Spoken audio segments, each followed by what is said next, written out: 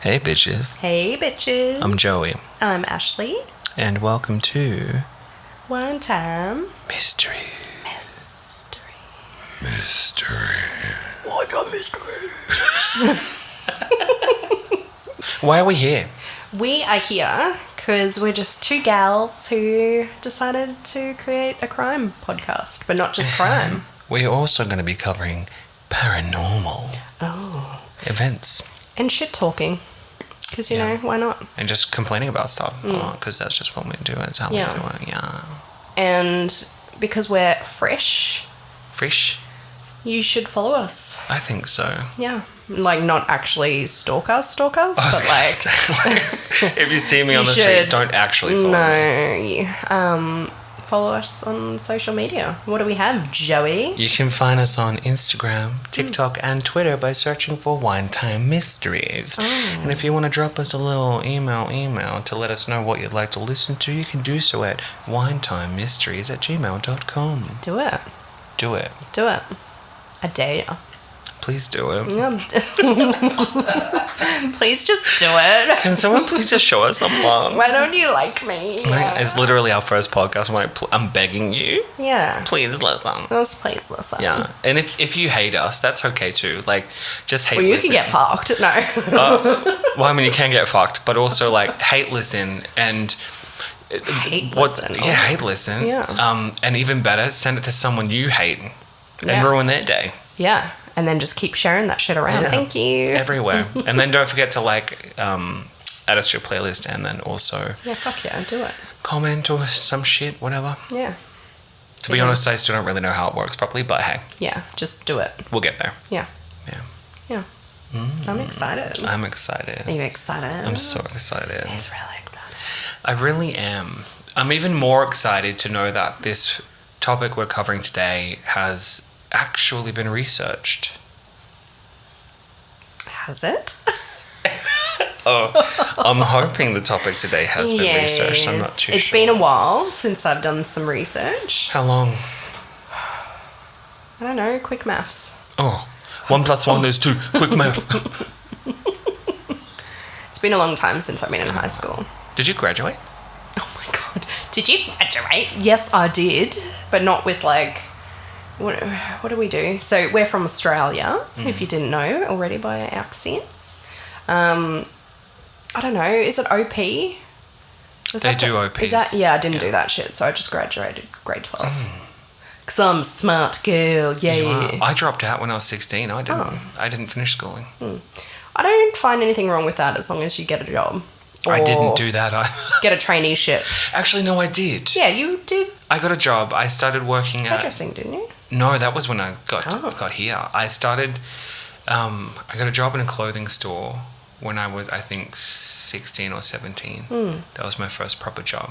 Yeah. And fun fact, we actually met each other through our current jobs. Yeah, I really honestly thought you hated me. Yeah. I go very quiet when I start somewhere new. And so Joey was making all these stupid things and I was just like, I was trying to make her comfortable because she looked so uncomfortable, so I was like, I was trying to be jokes. Professional. How long have you been friends now? When did you start at the... 7 years. Is it 7 years? Is it really? Because I'm 8 years this year. And I'm 10. Fuck. We've known each other for a while. We've travelled together. We have. Internationally, once. Internationally? Yeah. Interstatally? Interstatally? Interstate or just interstate? We went to Curry. That's a place. Look it up. Yeah. Don't go, but like... Look it up. Look it up. It's a place. Yeah, we went to a wedding. Yeah. Well... Yeah, a wedding. And then it was New Year's ceremony. Eve as well. But that was before weddings were actually legal, so it's more like a civil union. Yeah. But it was really lovely. Yeah. Anyway, we digress. We always digress. We certainly do. So today we're kicking off the podcast with a true crime. And I believe that this one is homegrown. It is homegrown. Should we just jump into it? I think we should just jump right in there. Oh, just fucking jump right in. Yeah. So this one is about the wonderful Ivan Milat, who is not wonderful. I was going to say, I think at wonderful's all. going a bit far. Also known as the backpack murderer. And fun fact, if anyone has seen Wolf Creek, it was loosely based around him. Oh, he was also, was it Ivan the Terrible or something like that? I was like, that's a stupid name. But that sounds like a Viking name. Yeah. I'm Ivan the Terrible. No. So anyway, we'll do a little... I was going to dive into his early life just so you could see. I think there's a lot of things that go into it. There is a lot. I think there are a lot of people who argue that, the whole nature versus nurture kind of argument. But personally, I think that you are usually born with something. There's a switch. Not right. Yeah, there's a switch in Something your head right. that is broken. But I don't know if you've seen photos of him when he was like little, and like seeing him as a child. Like I'm talking child, like 5, 6 years old, and it's crazy to think. You'd never assume, right? No, looking at him, like obviously I don't know what he was like when kind of know what he was like when he was a kid, but just looking at that, like blonde hair, looks kind of cute little kid, gonna fucking grow up and be a dick. Just an asshole. I think Dick's a bit gentle. It's a bit gentle. So anyway, Ivan Robert Marco Milat was born 27th of December 1944. What does that make him? What star sign's that? It makes him dead. He's dead. Maybe we can have a little look into that, because that's one thing I'm like, what star sign? Because they always have So anyway, he was in Guildford, New South Wales, which is described as a perfect balance between rural and city life. It's 20 kilometres west of Sydney, New South Wales. Did you find it? What is it? Yeah, he has a Capricorn. Capricorn. Gross. Oh. Yeah, that's funny. I'm not a Capricorn. Not at all. So he was the son of Croatian immigrant and labourer Stephen Marco Milat. I find this so interesting because when I went to search for it, I thought it was like a typo or something. So Stephen is spelt Stjepan. Yeah, they're Croatian. Well, duh, that's what I just said. Why are you dying me? You're the dumb one. Dumb bitch. You dumb bitch. But I heard a J in there. But like, how would you pronounce that? Well, in English, Stephen, obviously, but yeah. I don't. Stepan. Stejvan. Yeah. I'm probably going to butcher some names because I'm basic and I can't pronounce things properly. No, you're just not Croatian. It's okay. It's okay. So anyway, his mother was Australian Margaret Elizabeth Piddleston. I think it's Piddleston. Piddleston. This is interesting. She married Stephen when she was 16. And guess how many kids they had? See, I know the answer to that, though, so I don't think that's fair. That's all right. How many? 14. 14 kids. Ivan was the fifth child of four sisters. And 10 brothers. So yeah, like you grew up in a big family. I sure did. I'm one of 7. Yeah, fuck. Yeah, see, I was just 2. 2? But yeah. But like your mum was different, but from what I've found on the internet, they say it's being a big family, they're a bit short on affection. I think it gets a little bit harder to spread it evenly between... spread it. Yuck. To spread it evenly between so many people. Like 7, I think, was okay because most of them, like in my house... your mum is a fucking goddess. She's a ball of light and love. There's a lot of love to go around. Yeah, that's what I mean. Like, she would have had the love, but I guess maybe typically bigger families you don't Possibly, have... but probably she just let them do whatever they wanted. There were just too many of them, right? Yeah, and I think we'll find out why later on as well, what kind of mum she was. So anyway, Stephen, his father obviously, worked a lot, 10-hour shifts 7 days a week as a wharf labourer. So obviously always late to get home, hardly ever there, exhausted, grumpy. Can relate. And just to, add into the mix of that, he was also a heavy drinker. Can't relate. Yeah. And then the little sprinkle on top with the little cherry, he was violent as well. Oh, no. Yeah, so he's obviously stressed. Fucking 14 kids, I would be stressed too. But maybe don't use protection, or maybe use protection. Or maybe just swallow. No. But up the butt, no babies. Yeah, up the bum, no babies. That's very Catholic. Babies, yeah. So he's always fighting with his wife and even physically assaulting her, which the children always saw due to being a big fucking house and their living situation. I found they once lived in a large shed and kids slept in like triple bunks and shit like that. So it sounded like they didn't have a lot growing up as well. So Boris, I'm sorry, I fucking love that name, Boris. I have a friend called Boris. Do you really? It reminds me of, what was it, Matilda? Boris? Was that his name? Boris Bogtrotter? If not, it's Men in Black, and he was named Boris, and I just, I think of poo. I'm sorry, but I do. Like poop, like actual poop. Like a Boris. Isn't that what you say? Oh, I'm going to take a Boris? Maybe, I don't know. I'm pretty sure that's like an Australian slang. I'm going to go have a Boris. I'm going to go have a tip out. We need to have a look at that, I'm pretty sure. Why don't you have a little search of that? All right, I'm fucking PA, shit. All right, master. All right. So anyway, Boris recalled his mother being struck at least once a week. His mother abused, but she also had a fiery temper. So, sorry. His mother was abused. What were you going to say? All it brings up is Boris Johnson. It'd be Urban Dictionary, though. It doesn't come up with anything. It literally just shows Boris Johnson, Boris Johnson, Boris Johnson. I swear, someone else help me out here. If you've heard the term taking a Boris. I swear to God, I'm like, I know I'm bogan, but I swear. My poor friend. Yeah, I'm sorry. But he's Russian and lives in Russia. It's okay. Yeah. It's okay. He won't hear this. Never fuck with the Russians. Oh, no, I love him. Don't put that in there. So, yeah, not only was she abused, but she also had a fiery temper of her own and would discipline the children. She hit Boris once with a knife. Hit him with a knife. Because why not? What do you mean? Like, hit him. I don't know. She didn't stab him. She just fucking hit him. I think she's not using the knife correctly. Well, on another occasion, he recalls being hit so hard with a tomato stake. Do you know what a tomato stake is? No. I actually Googled this. So I was like, I'm going to Google a tomato stake. So I can be like... It's the fucking, like, stick thing. A stake. Like the big ass stakes that go in and the vines wrap around. Okay. No, I getcha. Were you now thinking it makes Buffy sense. steak? No. I was thinking...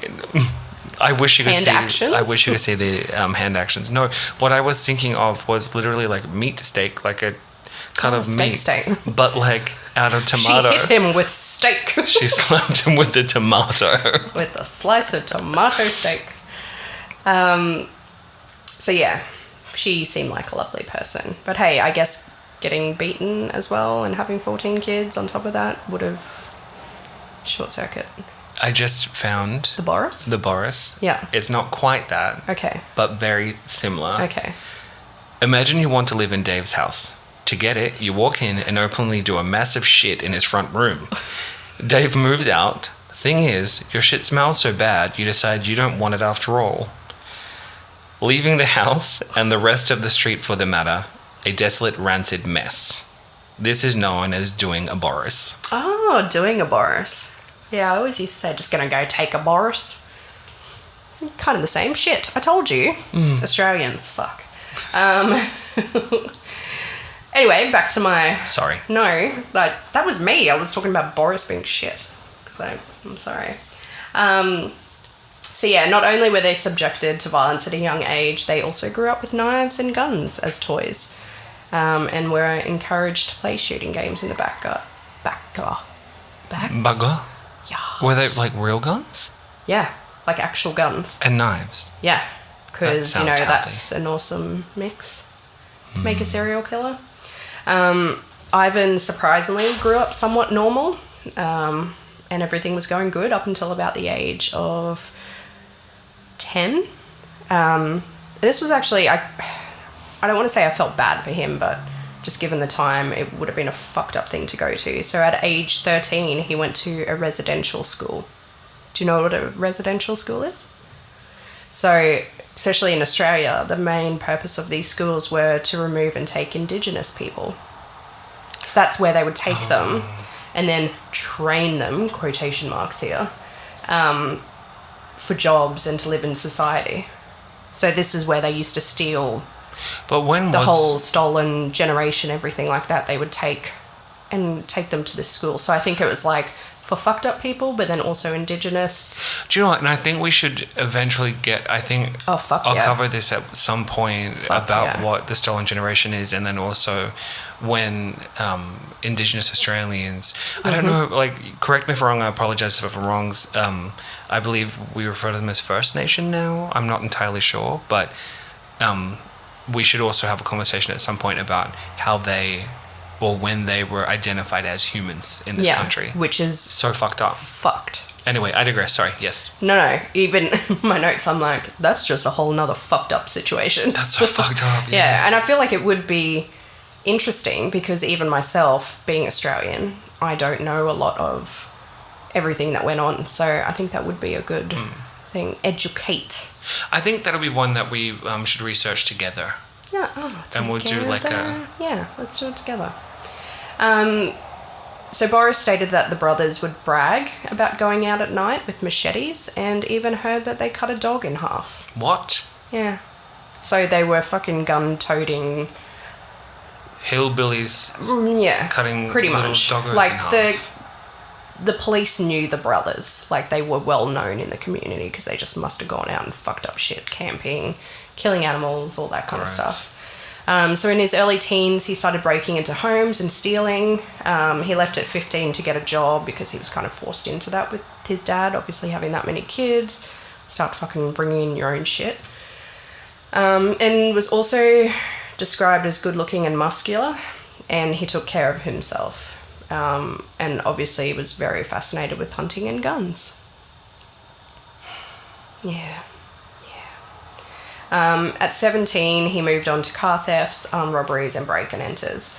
So I thought I'd just kind of run down quickly, and this kind of pisses me off a little bit to know that someone can go in and out of jail this much and just come out of it still. Mm-hmm. So at 17, he went to juvie for 6 months for breaking and entering. December 1964, he was 20 years old. He was jailed for 18 months for a break and enter. And a month after release, he was arrested again for driving a stolen car and was sentenced to 2 years hard labour and was freed on parole in 67. April 67. It really makes you question... Oh, and that's not all, but yeah. The legal system, right? Mm-hmm. Like, to see someone coming in and out of prison for that long. Surely you can tell something's going to go down. Right. So he was freed on parole in April 1967. By October 67, he was sentenced to 3 years with 18 months non-parole for accessory after the fact of car theft and for breaching parole. So he committed another crime and obviously breached his parole.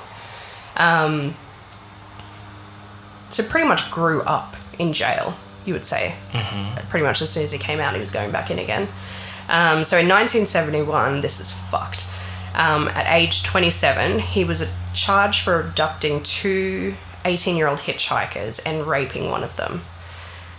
While he was awaiting trial, he decided to go on a robbing spree with his brothers before faking his suicide and fleeing to the beautiful New Zealand. What? Yeah. I didn't know that he went to New Zealand. Yep. So he went to New Zealand for a year. Yeah, fun fact. Do we know where in New Zealand he went? I'm not 100% sure where. Maybe we can have a look into that and, say it on our next podcast. Like a little update. Yeah, a little update. Because, that would have been nice to know. I just didn't fucking think that far ahead, did I? Shut up. So they caught him in 1974, and get this, so fucked.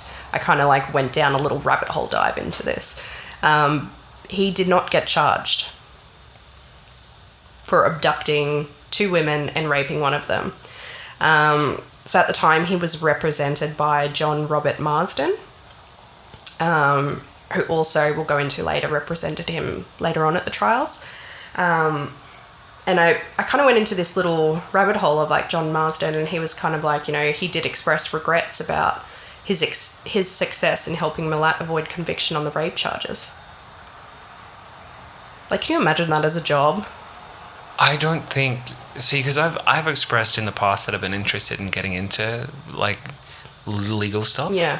But I could never do that kind of shit How where could I you know I'm represent? defending somebody that has committed a crime. Like that. Yeah, and it's not just robbery. Like, he's abducted and raped and fucking walked free, even though his past criminal record, like, that's fucked.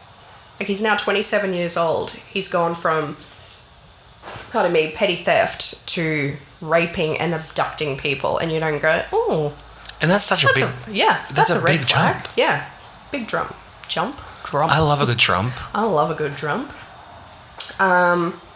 So one thing I wasn't going to fully go into, but I just kind of thought this was a little bit interesting, just about the whole love life. Like, how some serial killers are married or have, whatever. Anyway. In 1975, Milat, who was 31, was currently driving Mack trucks. He was a truckie. He was a truckie. And he liked Macs. My dad does not like Macs. We are Kenworth or Western Star family, thank you. So he was driving trucks to Goulburn and Brisbane, which is funny because I was asking if my dad, because, he always runs into and knows a lot of truckies, but yeah, I didn't know that one, but he told me about another guy, which I'm like, maybe we'll do a little story into that, another killing truck driver story. So anyway, he was introduced to 16-year-old Karen Merle Duck. So she was 16, he was 31. She was also 6 months pregnant at the time with Milat's cousin's child. Yeah. They married in 1983, but she left him in 87 due to domestic violence.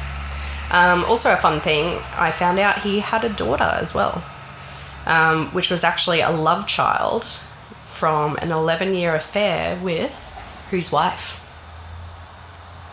Boris. Oh, no. So, no wonder Boris is talking shit about his family, because this motherfucker slept with his wife for 11 years. So, Ivan, just so I can make sure I'm following, so Ivan had a child with his brother's wife, okay. Yeah. So, they were having an 11-year affair that resulted in a love child. So, that's what I found interesting when I was researching. A lot of the family did not want to talk about Ivan, and they would not, give details and anything like that, because they're obviously close-knit, but Boris was old fucking flappy gum Boris over here. No wonder, because Milat was fucking his wife. And there was a whole thing where Boris, turned up at Milat's place with a shotgun and all this shit, and didn't kill him, obviously, but maybe we would have been better off if he did. I was going to say, if only he actually did. Yeah. So a little bit about his crimes and, the kind of patterns and stuff I thought it'd be interesting to go into, so I didn't have to say it in every victim kind of, what would you call that? I don't fucking know. Victim story. Trying to use me words here. This is where you jump in. I'm looking at you like my dictionary, like, come on, help me out here. I don't know what you're trying to express. Express myself. So I found this online by Serial Killers Podcast, so shout out to them. I found their stuff quite interesting when I was having a little look through. So Ivan didn't have a preference with his victims, as he would murder both men and women. So he had no type, so to say. By the time his spree was over, Milat had murdered 2 men and 5 women. The victims did range between the ages of 19 and 23. It was also found he would have like a bit of fun with his victims. And I don't know if I said this before, he was loosely based off Wolf Creek. Have you seen Wolf Creek? Why did the light just flicker? Well, I think Ivan's listening. Oh, fuck off. Fuck off, Ivan. Don't. Evan! Stop it. I haven't watched it because I don't like those kind of It is fucked. Like, he plays with his victims and shit. Like, it's just fucked. So, when you say play, are we talking sexual? Yeah, and like torture and like making them think they're gonna get away and then fucking before shoots they them die. down and Okay. stuff like that. Like, it's just fucked. So he would have fun with them before and after his death, like after their death, which you'll see in some of the cases. He would gag his victims, put them in positions where he felt he was in complete control. He also didn't have one method of killing. He would vary between stabbing, shooting, strangling, and beating his victims to death. Also, if he had two victims around the same time, he would switch up his methods of murder. He would spend time with the victims, as I said before, during, and after the murders. So wouldn't just kill them and then fuck off. Because near each gravesite there was a makeshift fireplace, cigarette butts, and sometimes cans with bullet holes. Like, he's just fucking shooting the shit after he's... Literally. Yeah, after he's killed people. Yuck. He was confident enough to stay around his victims for a certain period of time without the fear of being caught. That's really cocky, hey? Yeah, super cocky. No thank you. Yeah, like, as a serial killer, you fucking yeet out of there. You're just like, fucking, wee! Like, but he's just like, nah, I'm gonna have a beer. Like, how fucking Aussie is that as well? Just having a fucking ciggy and a beer and all. You know, just murdered these two people, but, you know, just chill out. I don't know what that says about us. That's crazy. Yeah. I caught myself off guard. They're just going down a little fucking... Stop laughing at me. So, although the victims were not murdered in the same way, he disposed of all of them in the same manner. So, they were all found dispersed throughout the same forest region. Each victim, this is fucked, was placed face down and their hands were put behind their backs or above their heads. And it was done deliberately, but not known why he chose to do that. It's like when they found the bodies, it was always like face down or whatever. Fucked. Anyway, let's go into the grisly details, shall we? Oh, it gets worse. You look so excited. Oh yeah, I'm going to go into it's so gross. into the murders. Okay. So this is in no particular order, because when I was telling you, like, offline, is that what, can we say offline? Off the side? You're fucking looking at me like, shut up, bitch. Yeah. It was too, like, you know, this person was killed first, but this body was found, so I just thought I'd list out the victims and what kind of happened anyway. So we'll go first with Melbourne couple, Deborah Everest and James Gibson, who were both 19 years old. So they were Australian and pretty much just wanted to explore their homeland. It's kind of like us. You just want to fucking go out and see Australia. I just get so sad when they're young. It's like... I don't get a chance 19. to live. Yeah, 19. It's fucked. I remember what I was doing when I was 19. It wasn't that. No. I know who I was doing when I was in a committed relationship at that time. Yeah, no, I think I was too. So I wasn't doing none of that. I wasn't travelling. So they went missing on December 29th, 1989, and their bodies weren't found until October 1993. Oh. That's fucked, hey? Like, can you imagine? Can you imagine all that time being like a loved one? Just being like, I will see them again one day. They've just... And they're like brutally murdered and their bodies are just dumped and laying there for a few years. Just like they're trash. Yeah, it's fucked. That's fucked.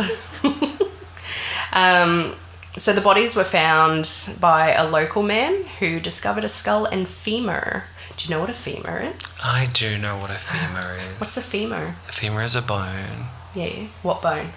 It's a bone. I was like, is it in your leg bone? Yes. Like in the thigh? I did some research because I'm like, I know it's a bone, and I'm like, I'm going to have a look and Google femur. Femur. What's a femur? What is my femur? So yeah, it's the thigh bone. Because at first I was like, in my head, I'm like, is it a small? But no, that would have been a big fuck off. Are you surprised that I knew that? I think it's one of your biggest bones too.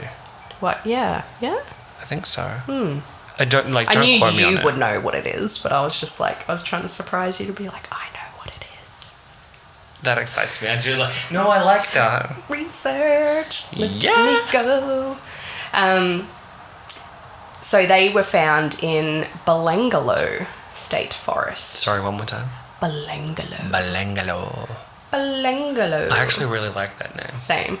It's a big fuck-off forest, which is west of Wollongong, New South Wales. A big fuck-off forest. Big fuck-off. You know those ones, like, where you're heading up the Sunshine Coast and it's just those fucking trees, like the photos of that. So it's just like bushland. Yeah. But, like, it has those, like, pine trees where it's, like, the rows and shit. I hate driving up. I know. And you think of bodies and, like, that's where... Gross. Yeah. Gross, right? So he went and got police, obviously, and returned with them because he's not fucking digging around. Fuck that shit.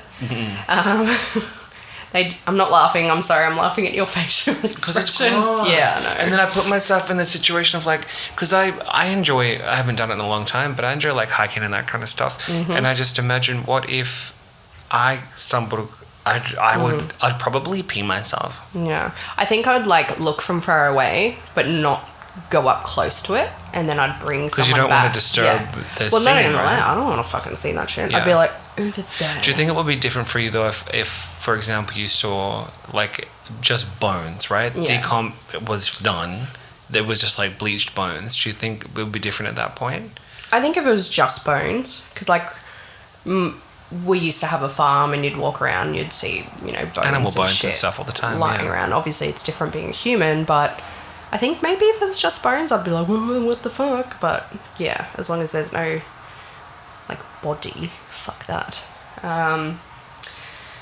So yeah, anyway, they discovered 2 bodies who were identified as Deborah Everest and James Gibson. Their bodies were severely decomposed, and although their clothes were ratchet as fuck, Gibson's zipper was intact but pulled down. So what I forgot to write there is the button was actually done up and the zipper was pulled down on his clothes. So, you know, it was a little thing that he used to do. So I don't know whether he did anything with them, but sometimes the men or women, if they had pants, he would keep the zipper pulled down and the button. Because what that sounds like to me is he de-pantsed them at some point and then did them back up, was too lazy to do up the zipper. Exactly. Gross. So an examination revealed that Gibson had been stabbed a total of 8 times and he had a large knife cut through his upper spine to call I can't even fucking say the word. Paralyzed? Paralysis? Paralyzation? Yeah, paralysis. Fuck that. No, thank you. Fuck that. There were stab wounds in his back and chest, which indicated that his lungs and heart would have been punctured. So can you imagine, I wonder, like, what order it was in? Like, to paralyze your victims.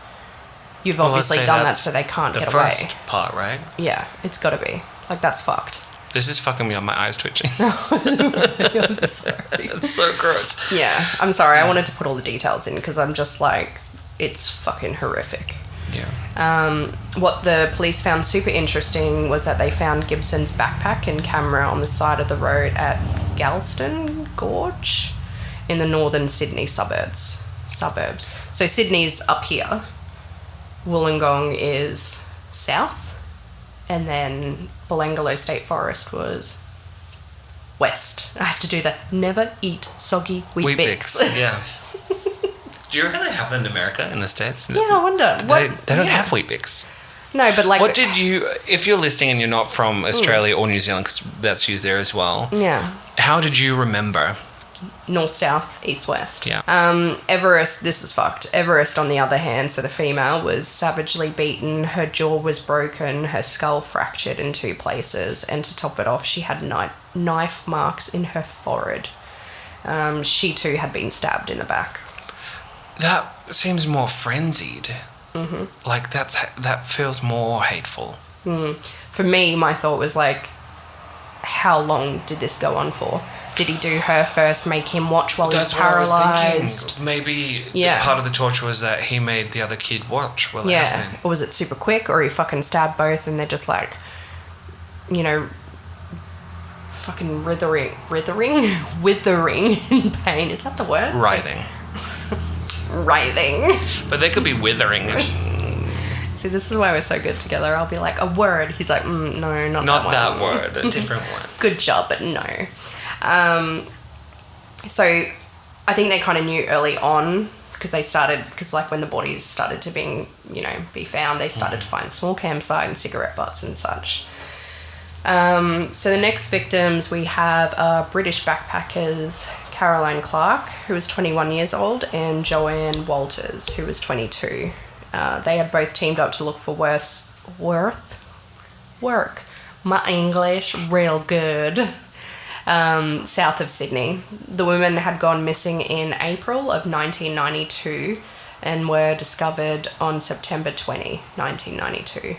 They were found in an area of the Belanglo, State Forest known as Executioner's Drop. Yeah. So they were found by some runners.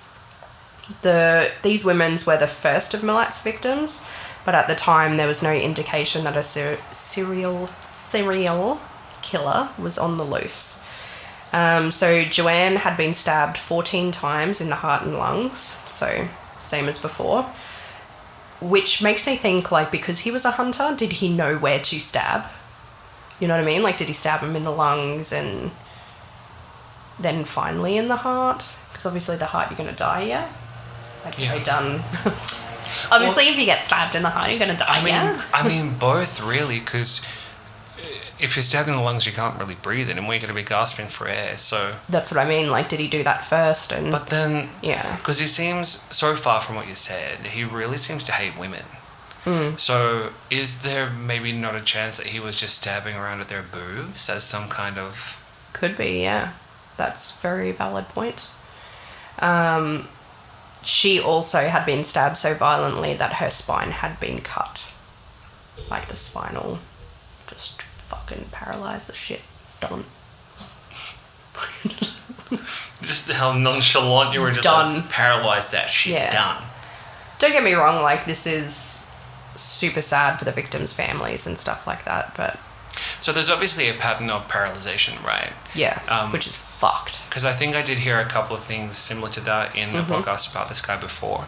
And I think they used that rhyme C5, stay alive. Mm-hmm. So anything below, I think the C5, you would be paralysed. And yeah, that's fucked. Like, so he's obviously done it. He knows what he's doing. He's a hunter. Yeah, he knows what he's doing, but he's done it to obviously torture them, to not just kill them straight off the bat. Because you paralyse them, have a bit of fun with them, sit down, have a fucking beer and a cigarette, and they're just trying to, you know what I mean? Like, that's fucked. You can't even... What I heard was that he, most of the time, correct me if I'm wrong, would hunt in pairs. So he was collecting, like, couples or people travelling together or something. So it would make sense in a twisted way that he would paralyse them, so he could probably take out both of them. For him, it would probably make it easier to be able to take them both out. To have it to be the first thing to be like, all right, fuck this up. Yeah. Then I'll decide what I want to do with you. Now I can take my time. Yeah, well, you can't run away. Like, that's just... Oh, so messed up. So fucked. So yeah, she'd also been cut so violently that her spine had severed. 2 of her ribs had been... Oh, I found this part. Diving. If you found it gross, I'm literally sitting here clutching my pearls. 2 of her ribs had been completely severed. And investigators, this is so sad, and investigators were surprised to discover that neither her arms or hands showed any sign of defensive wounds, indicating that the killer had complete control over her as he tortured her. So there was no, like...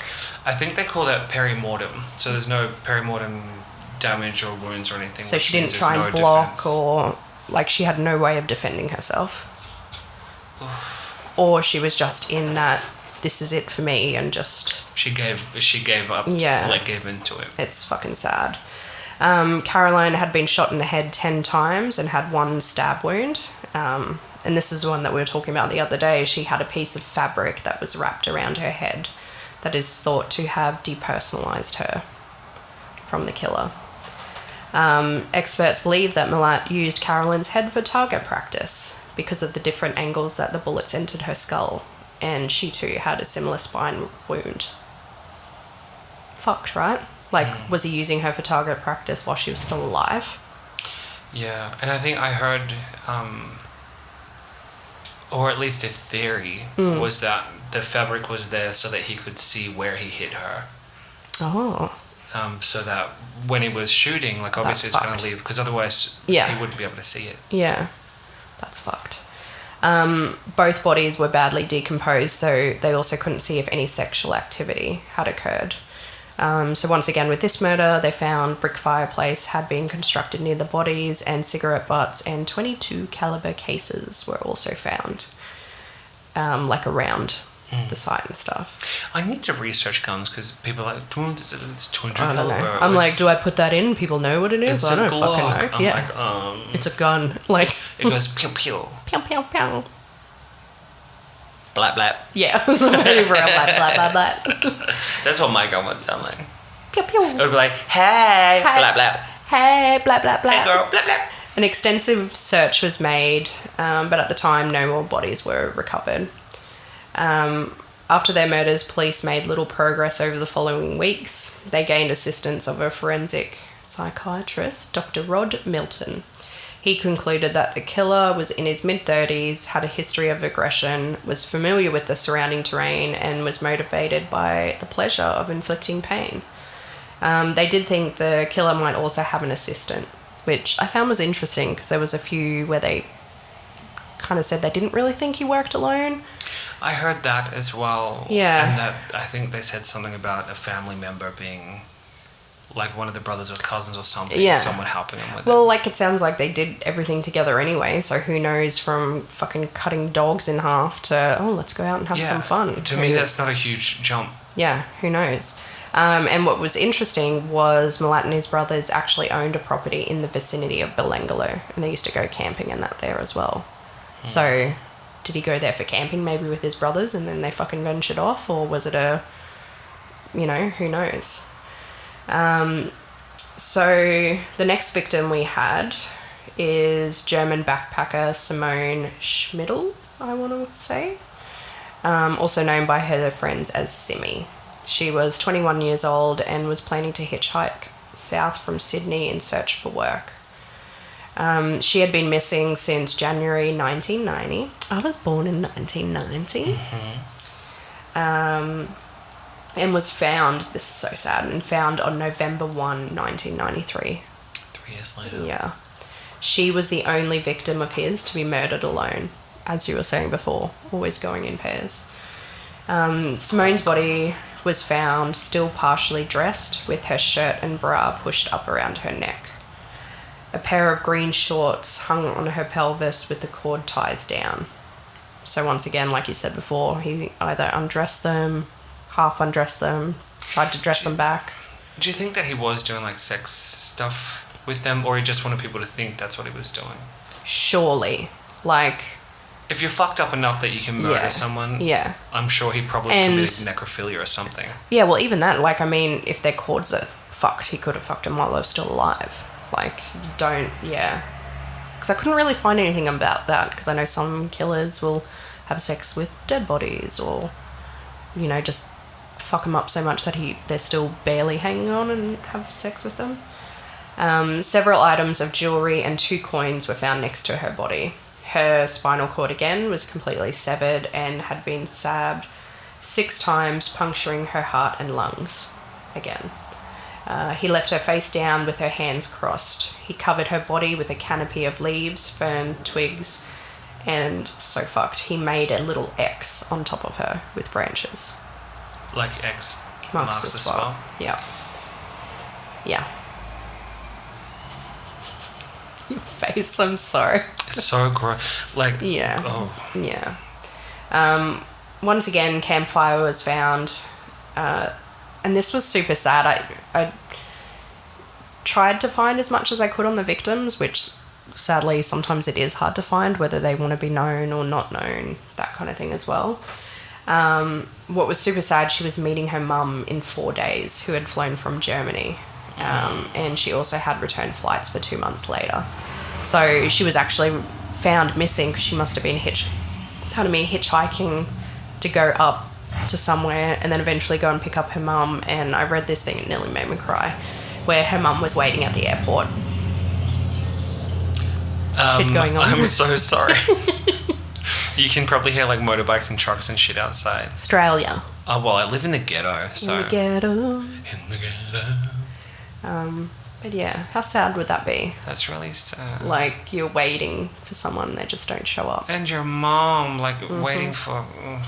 Super sad. Girl, that fucks me up. Yeah. So, I was like, what am I doing with my life? Just don't worry about this one. So the final last victims were... I'm going to butcher this real bad, but I'm going to try because I'm just basic and can't pronounce German names. You're not from Germany. It's okay. Yeah, but you're good at pronouncing. I fake it. You do it great. Gabor Neugebauer? That's his, like, surname? Neugebauer? All I know is the pronunciation of Gabor. Gabor. Yeah, maybe that's how I did it. Gabor. 21, and his girlfriend Anya Habshid. H-A... Oh, no, because I don't cut that out too. I think I'll leave that in. She was 20. They had left a backpacker hostel in King's Cross, aiming to travel to Adelaide and then on to Darwin. However, they were never seen again as they went missing December 1991 and were discovered in shallow graves 50 metres apart on November 3, 1993. Yeah. All these people are so young. Mm-hmm. Oh my god, I'm so bad. I wrote Gabbo was found. What a bitch. I'm so bad. Gabbo, not Gabor. Gabor? Gabor. You really Aussified it, didn't you? I Aussified and wrote Gabbo. Gabbo was... Because I can't pronounce his name. Good old Gabbo. I'm so sorry. Was found gagged and strangled, had 6... Now, this is what was interesting, because this is what I spoke to you about last time. So, there was so many conflicting reports for him. Some people had said he had 6 bullet entry holes and 1 to the upper body. Others had said he was just stabbed multiple times and there was no gunshot wounds to the head. Correct me if I'm wrong. Because I've only been half listening because this is grossing me the hell out. Thanks. Sorry. No, I'm listening, but like I'm only half listening. I'm not investing because it for me it's just too much. But yeah. You chose a really good thing to do, Joey, getting into bloody true crime stuff. Trime stuff. See, I'm flustered now. Yeah. Did the men also have those stabs to the lungs and the heart? Yeah. They did as well? Yeah. Okay. Yeah. But the women seem to have more... There was more violence in it. Fucked up towards them, which is so sad. It also seemed that he was not murdered at his gravesite because there was no shell casings or bullets found near his grave. So he was taken there later. Yeah. And this is so fucked because it just shows how many times they were shot. Over 90 shell cases were found. So is he just like taunting them to shoot near them, scare the shit out of... You know what I mean? Like, if you've seen Wolf Creek, he has fucking fun with them and he finds it funny as fuck that they're running off and, you know, he's shooting at them and shit. Also, same with him, spine cut and pants unzipped with the button fastened. Poor Anya was the most standout victim of his, I would say, because she had been decapitated by a machete or sword. Experts claim that Milat had made her kneel with her head facing the ground before decapitating her. And they also have still not located her head. So like execution style. Mm-hmm. Well, that's all the gross stuff to talk about the victims. Next, we're going to move on to a little section that you know about, Joey. What would this be? Who is it? It's a lovely man named... Paul Onions. Paul Onions. Can I just say, before we get into Paul Onions, I was like looking at him last night, because this is obviously the notes that you sent me, because I'm a fucking basic bitch and did basic ass research, even though I had so much time to do this. Can I just say, this is really cool, but also not cool, because it's murder, but your fucking name is Paul Onions. Paul Onions. And your name is tied to this infamous Australian murder. Your name is synonymous with Australia now. Yeah, like everyone knows Paul Onions. You type in Paul Onions, it's straight away Ivan Milat. And photos, stories, everything. Interviews, everything. Yeah. I just thought that was fucking cool. Oh, and I did go down a little rabbit hole of people making T-shirts of like an onion with a face. Paul's face. Paul Onions. I'm sorry, but it's just great. So in 1990, British backpacker Paul Onions, who was 21 years old, let me just tell you, it was so fucking hard to find his age. I had to look everywhere. I'm like, how, like, you've given the age of all the victims and shit, and now you're making me work out how old he is? I know, you have to research and find out when he was born and then look at cross-referencing. So it's gross. Interesting, but also I feel like I need like 5 screens on my computer to be like, okay, this one. Anyway, so he was hitchhiking, obviously. One thing I've learnt from, listening to murders and shit like that, why the fuck did people hitchhike? Like, what kind of a world, and it amazes me, did we live in that people used to hitchhike? Well, remember, people also never used to lock their doors. Like, I know as kids growing up, we obviously didn't have mobile phones, we'd be out on the streets playing, you'd come back when it's dark. That was radio silence. People don't understand anymore. It's crazy. Like, you would never do that shit now. There is no way in hell I would let my kids, at a young age, I think we would have been like 9, 8, let them run around the neighbourhood, do whatever they want, and come home at dark. We're allowed to go up to the park around the corner. It's fucking crazy. So he was hitchhiking to Mildura, which is where old mate used to live. And by old mate, I mean Ivan, old mate Milat. You like that? Ivan, old mate Milat. So he was going fruit picking when he met a man outside of a shop.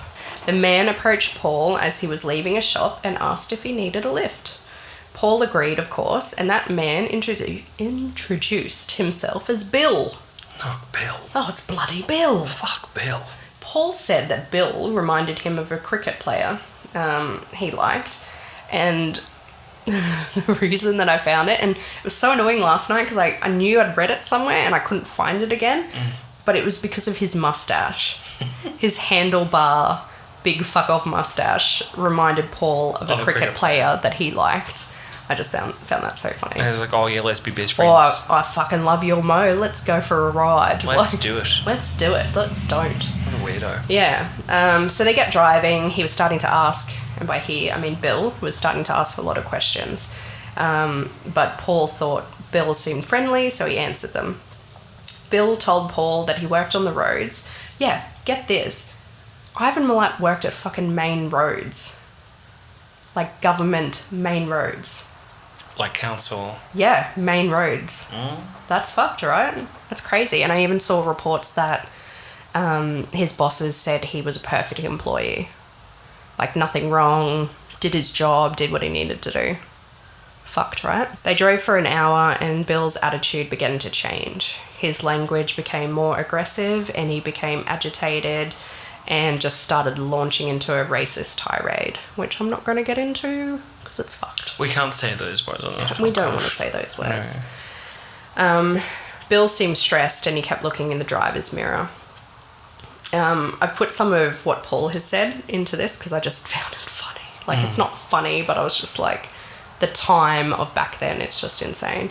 Paul said something was wrong. Paul said, I was so happy to get the ride, but now I thought, oh no, first go, I've got a nutter. Like, what the fuck? Like, oh, this is a bit shit. I got a bit of a nutter this first time. I've got a nutter. Yeah, like, fuck. So Bill uses an excuse at some point to pull over by the side of the road, pulls a handgun and some rope from under his seat. Can you guess who Bill might be? It's a bit of a hard one. Was it Ivan Old Mate Milat? Oh, it was bloody Ivan Old Mate Milat, not fucking Bill. Bloody Ivan. Was not Bill. So Paul had said, I can remember the silver bullet shining in the chamber, but then I saw the rope and that scared me more. I think a bullet would scare me more than a rope. I don't know. I think I agree with him. Really? Oh, yeah. I'd see a bullet and I'm like, fuck. No, for me, like a bullet, you're going to shoot me, I'm dead. But if you're going to tie me up, like, shit's going to happen. Yeah, it's a bit more than just murdering, I guess. Well, he probably also thought, well, am I going to get raped? Like, what's going to happen to me? So he said, I just thought, this is it, run or die. So I undid my seatbelt and jumped straight out of the vehicle and ran. I was obviously panicking and running off. I heard the gun go off and it was like a massive jolt to your system. You knew it was so real, like, oh God, fuck that. Can you imagine running and just someone shooting either near you or just... Because I heard reports as well that he kind of turned around and he was just like smiling and laughing kind of thing at First him off, shooting. I can't imagine running at all. Firstly, I don't run. I don't think so. But no. Fucked, right? No. And like, would you zigzag? Do fucking Game of Thrones where you're like... I would, because I've seen that in movies where they're like, zigzag is harder for them to shoot you. Yeah, like that's fucked. So he was just like, I'm just going to stop the next car no matter what. It was either stop a car or get killed or go back to Milat and face the end that way. So Milat chased and fired his gun at the terrified backpacker who managed to escape. He flagged down motorist Joanne Berry. Mr. Onions, this is so fucked, travelled to Borrell police station to make a statement, but nothing came of it. Listen to this. This just pissed me off. They took down the details and gave him $10 to travel to British High Commission in Sydney. So they're just like, sorry about it, Paul. Welcome to fucking Australia. Here's a $10 voucher. Go back to where you came from. Here's $10 on your bike. Yeah, like, fuck. Welcome to Australia, Paul. So he obviously left the country. Years later, Mr. Onions, then back in the UK, saw media reports about the remains of bodies found in Belanglo State Forest, which, kudos to the media, like, for back then to actually, like, I know it's early 90s, but to make its way to Germany. And I had a look, I found was really cool. I was looking at some of the German things and it was like a picture of the outback of Australia, and I'm sure in German saying something, you know, killer Australia kind of thing. I was like, that's pretty cool. Not cool that it happened, but just to see it from another country, like the media to be like, oh, shit's gone down in Australia. That it had gone global. Yeah, people cared. He called the Australian Federal Police, reminding them of his ordeal. Fucked. But also, like, yeah, I don't know how someone has attempted kidnapping, shot a gun at you, and they've just gone, sorry about it. That's fucked. So fucked. Australia, fuck yeah. So yeah, he told them about the ordeal. They responded immediately by flying him back to Australia in 1994 to identify Milat as his attacker. Do you think you could do that? Fly back? Yeah. I guess at that point you kind of say if you're right, you're just testifying, like you're safe. It would be scary because you wouldn't want to go back to a country that had happened to you. I think he did get off pretty. He was lucky. Oh fuck yeah! Right, so I think it might. Don't get me wrong. Yeah. It might have been different if he were in a situation where something had actually happened to him. Yeah. He might be more hesitant, but that's fucked. So fucked. So following the trial, Paul was rewarded with a check of more than $200,000. So, like that. Bit more than his $10 that he was given with. And this was super sweet. He never cashed it in. So he just wanted to come in, tell his story. I would have fucking cashed that shit. Oh, I'd be like, fuck you. Someone in your country tried to kill me. That same day, I would have been at the bank. Give me this money. Will help, I guess. Thank you. May 22nd, 1994, 50 police officers surrounded Milat's home. A further 300 police searched homes belonging to 5 of his brothers. 300? Mm-hmm. So, well, there's a fair few, but they've obviously, just like, fuck this shit and just... Everyone in. Going all through it. Milat claimed he didn't have any weapons, but police discovered numerous rifles, including parts of a .22 that matched the type used in Carolyn Clark's murder, walled into the house. So they found it in the walls. Another fucked thing, which you'll also see on Wolf Creek, is he kept souvenirs from the victims. Trophies. Yeah. So he was a trophy, which makes sense. He liked hunting. Hunters keep trophies. They do. Souvenirs such as cameras, camping gear, and clothing that once belonged to the victims were also found at their house. And I was looking at photos, and it was so sad. There was like Simmy's water bottle, and it had like her name carved into it. And I was like, that's so sad.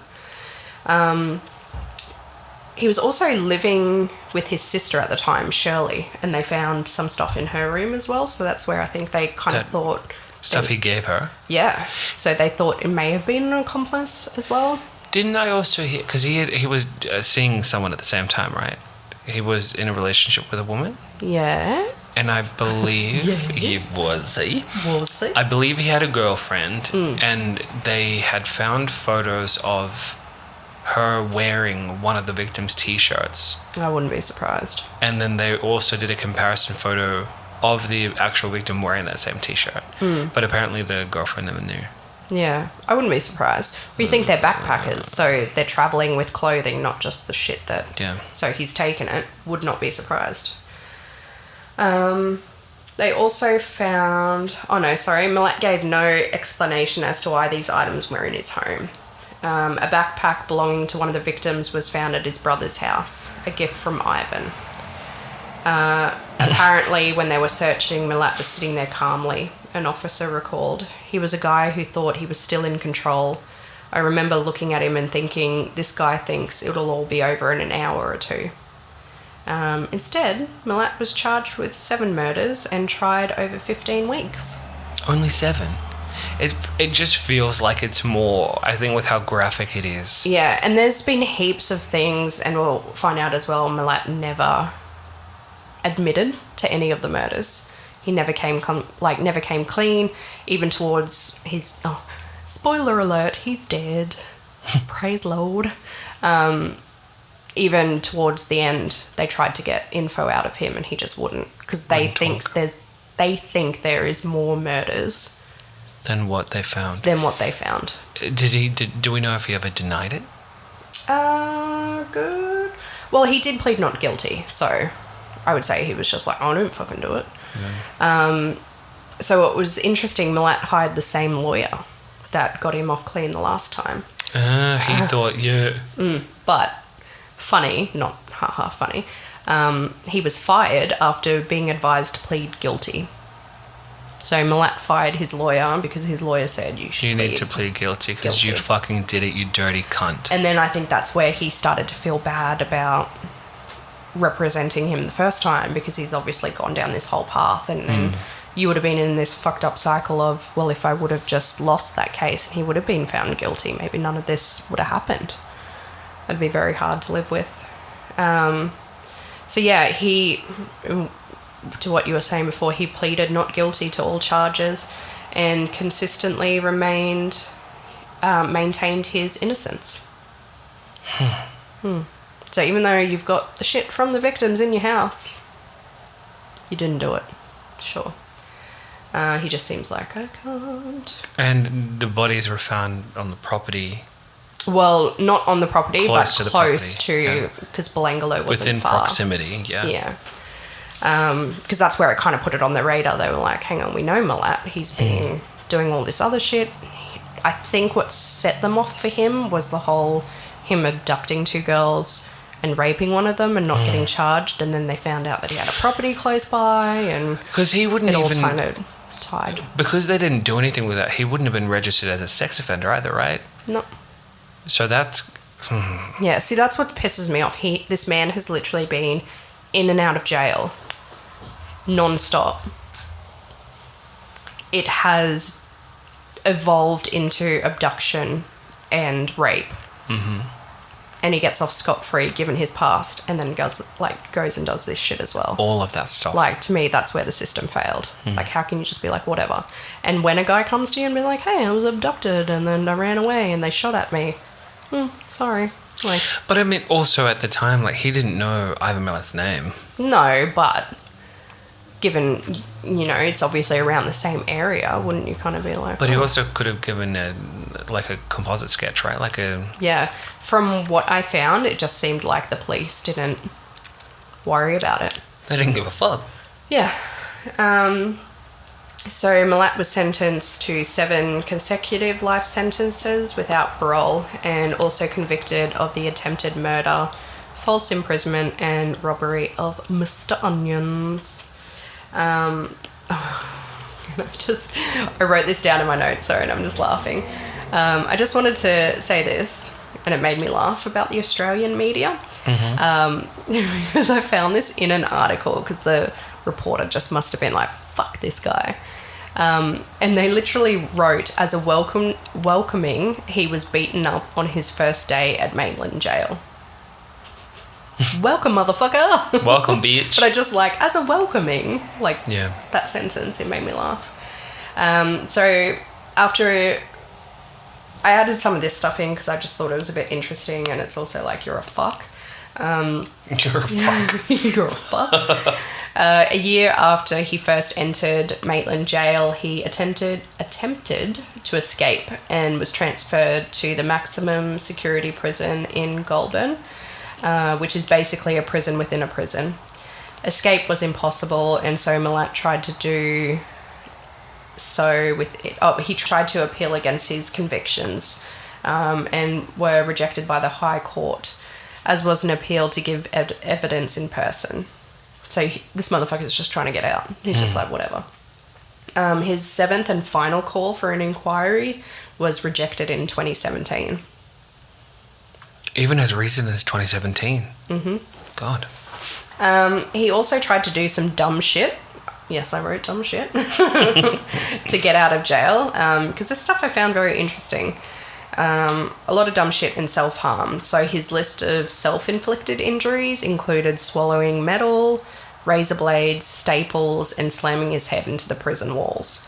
Obviously trying to get into hospital and stuff like that. And this is really gross. He also severed his own pinky with a plastic knife.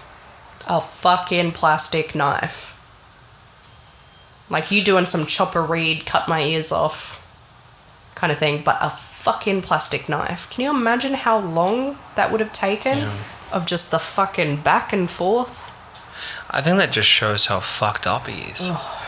But also, what a little bitch. You're going to try and cut your pinky off. Oh, you can't hack jail. Oh. Right, but maybe also don't your kill pinky. fucking people. Literally your pinky. Yeah. This one I found funny because he's just such a dick. Most recently, in May 2019, it was reported that Milat had lost 20 kilograms following a hunger strike when his request for a PlayStation was denied. Kind of thought, being a little bitch he was an Xbox player. Oh, sorry about it. Doesn't your husband... Yeah, my husband plays Xbox, but I'm PlayStation gal. And I guess this doesn't really help me that Ivan Milat wanted a PlayStation. And then, what have I got here? Oh, yeah, this is so Aussie. The Corrective Services Commissioner, Ron Woodham, said, "There's no inmate on my watch who would ever get anything close to a PlayStation, particularly Australia's worst killer."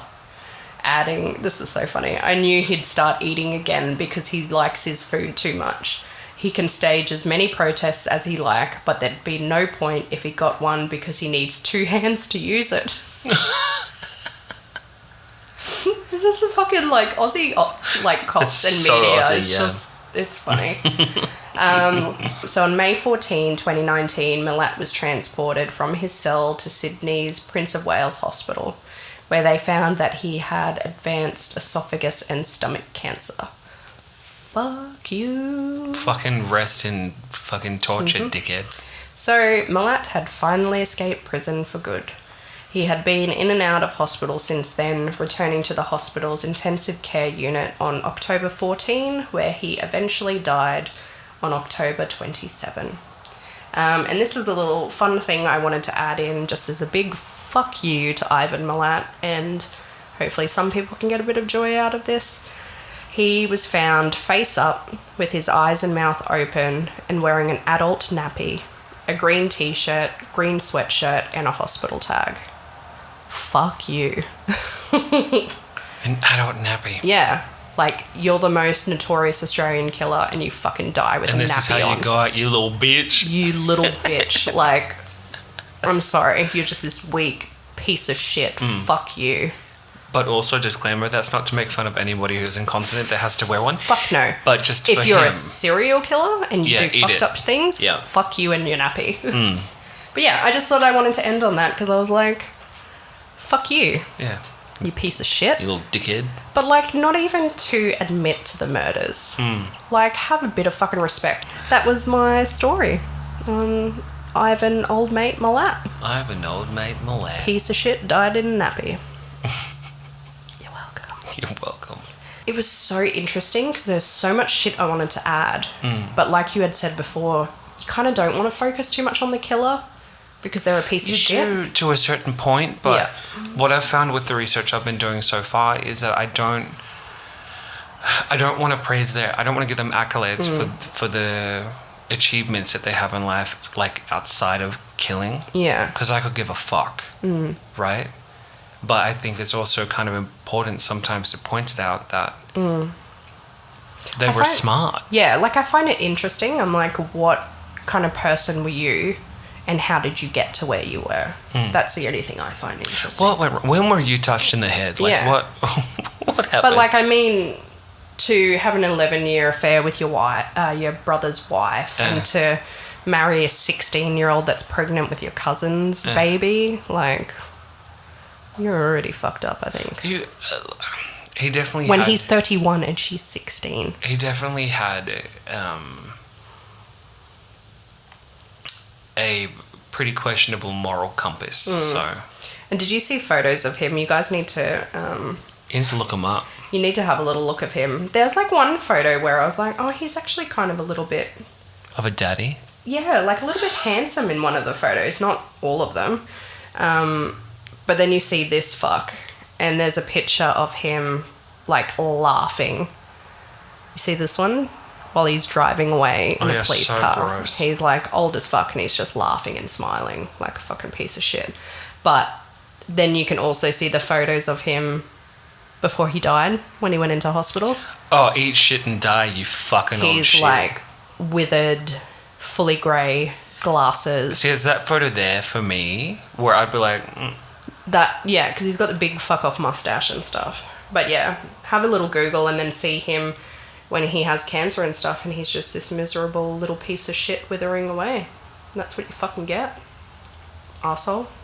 Yeah, so gross. And good on ya, Paul Onions. I, like, high-key love Paul Onions. Yeah, I also love the name. Paul Onions. I know. Mr. Onions. Can you imagine if he had a different name? Paul Zucchini. We fucking love that. Paul Zucchini. I don't know. I'm not very creative. I like it. Well, I hope you enjoyed our first little story about Mr. Milat. Same, and I hope that you're interested to come back because next time it's my turn it's to bore you with my lack of information. Oh no, I'm so ready because I have no idea. Well, I kind of know who you're talking about. A little bit, yeah. But I don't fully know, so I'm excited to hear. And we're not going to tell you who it is. He won't tell you shit. We ain't telling you shit. In case we change it. Because you got to come back, yeah. Maybe we change our minds. Maybe we will. Maybe we won't ever do another podcast again. We will. Yeah, we will. But still, like maybe we won't. But we will. But we will. But I think you should also follow us. I think you should. And you can do that on Instagram, TikTok, and Twitter by searching for Wine Time Mysteries. And you can also shoot us an email at winetimemysteries@gmail.com. To talk about how amazing we are and how much you love us, because we'd really like that. Oh, 100%. Like, just send us compliments, please. Yeah. Actually, can you also send us like hate mail? Because I think it's so funny to hear. Oh, maybe we can like read out one time some we will. Mail but just so you know, I don't give a fuck who you are. I will be saying your name. Oh, she don't care. I don't give a fuck. She don't give a fuck. I don't care. Yeah. I ain't about to dox you or nothing, but no if you want to give your name, space docking. Anyway, please. Anyway. We're like, please. Oh, okay. Anyway. Yeah, that was it. Wrap it up, bitch, is what I'm hearing. Wrap that shit up. All right. See you next time. See you next time. Bye, bitches. Bye.